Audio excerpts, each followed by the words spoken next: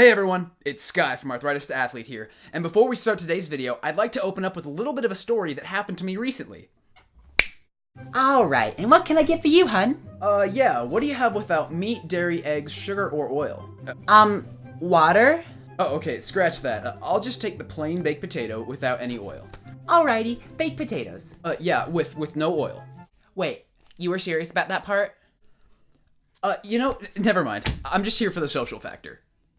So I live in the Midwest United States, and it's already a bit weird to be vegan, but if there is one thing that gets people to scratch their heads more than anything, it's the fact that I don't consume oil. So I often get the question, why am I oil-free? Why would I willingly subject myself to such torture? I'm not sure where that came from. Well, allow me to enlighten you a little bit. That's what we're talking about today, so roll the intro.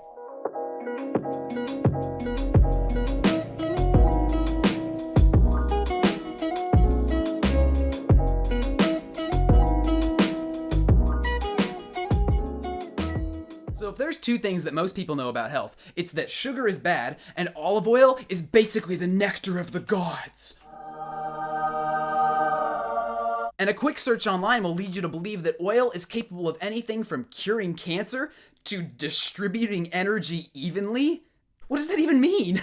Okay, let's get this out of the way first. Most of the proposed heart-healthy benefits of things like coconut oil and other oils are usually in comparison to things like butter. I mean, of course you're gonna see a reduction in risk if you're replacing butter with things like oil, but the question should really be, is it truly health promoting or not? Well, despite what we've been told our whole lives, oil is not actually the angel we've been told it is. So one of the biggest reasons that people associate things like oil, especially olive oil, with health food is because of studies done on the Mediterranean diet. To be clear, the Mediterranean diet is characterized by a higher intake of fruits, vegetables, whole grains, legumes, nuts, seeds, and olive oil. And even though olive oil is the least important thing on this list, us Americans heard this and we were all like, Olive oil! Of course, that's what I'm missing! It also said lots of fruits and veggies too, you know.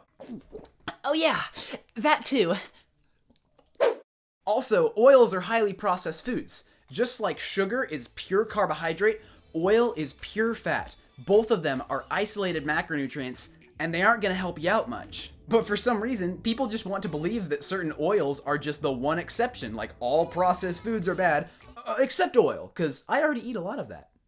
You know, whenever I ask people why French fries are unhealthy, the answer is immediately obvious. It's because they're cooked in oil. Would French fries somehow become healthy if we cooked them in extra virgin olive oil? You might be tempted to say yes, but before we jump to conclusions, let's take a deeper look into this. First off, let's be real here. From a weight loss point of view, any oil is the worst thing you can consume. Here's why. So oils are pure processed fat, and since fat is the most calorie-dense macronutrient, that quite literally makes oils the highest calorie food in existence. But you might say, oh, it's okay, I just use a few tablespoons here and there. True, but think about it this way. In order to feel full, you have to do two things. One, you have to get enough calories, and two, you have to stretch your stomach. Oils totally have us covered in the calorie department here. But even 500 calories worth of oil still feels like nothing in the stomach. It might as well not even be there. Any type of oil gives a huge amount of calories for basically zero satiation. Let's run through a quick example to show you what I mean. So let's say you're at your optimal weight, and you decide to add 1 tablespoon of extra virgin olive oil to your daily diet for 6 months. It's really not that much. But given the calorie density of oils, you'll gain about 6 pounds in those 6 months without ever eating past your hunger response. It kind of makes sense now how all those extra pounds just start creeping on you out of nowhere, right? Here's the bottom line. Oil does not create fullness, and because of that, you'll eventually end up overeating calories because your hunger drive will tell you that you're not full yet, even though you've had plenty of calories. Imagine eating a salad with just 1 tablespoon of olive oil on it, or that same salad with a side of a large sweet potato. You'd actually be getting less calories for more fullness with the sweet potato. Okay, weight loss rant over. Next, let's talk about how oils impair artery function and blood flow. So I could try to go through all the details on this one, but I think Dr. Greger from nutritionfacts.org actually put this one best. Check this out. The relative paralysis of our arteries for hours after eating fast food and cheesecake may also occur after olive oil. Olive oil was found to have the same impairment in endothelial function as the rest of these high-fat meals. Sausage and egg McMuffin was the worst, but olive oil wasn't far behind. A significant constant decrease in endothelial function 3 hours after each meal, independent of the type of oil or whether the oil was fresh or deep-fried. Extra virgin olive oil may have more of a neutral effect compared to butter, which exerted a noxious effect that lasts up to 6 hours, basically right up to the next meal. There have been studies, though, showing even extra virgin olive oil, contrary to expectations, may significantly impair endothelial function as well. And to add to this fact, the only diet that has ever been proven to reverse heart disease, even in its end stages, is a whole food plant-based diet with no added oils. So plain and simple, if you have pre-existing heart disease or don't ever want to get heart disease like half of all people, then getting oil out of your diet is a really good idea.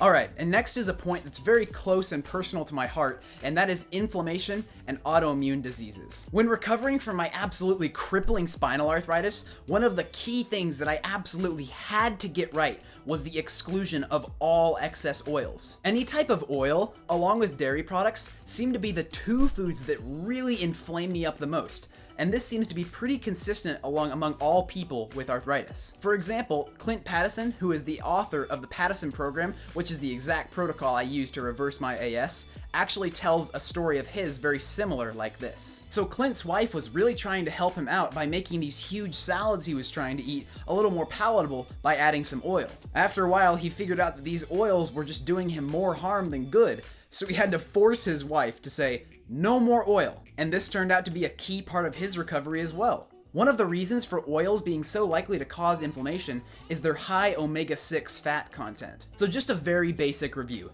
Omega-3 fatty acids are generally anti-inflammatory, and omega-6 fatty acids are generally pro-inflammatory. Now, you need a certain amount of omega-6s to function well, but you want a near 1-to-1 ratio between omega-3s and omega-6s. And the fact is, most American diets are swayed 16-to-1 in favor of omega-6s, and this can create a lot of problems with excess inflammation. Even totally pure extra virgin olive oil has about 13 times the amount of omega-6s than omega-3s. And on top of that, if you cook or heat oils in any way, the detrimental effects can get even worse. This is one of the reasons that fried foods are so bad for us. Look, no matter how you try to slice it, oil is a highly processed food, and just because it might come with a few antioxidants in the case of olive oil, that doesn't make it healthy. That would be a little bit like saying smoking is beneficial because you're getting oxygen.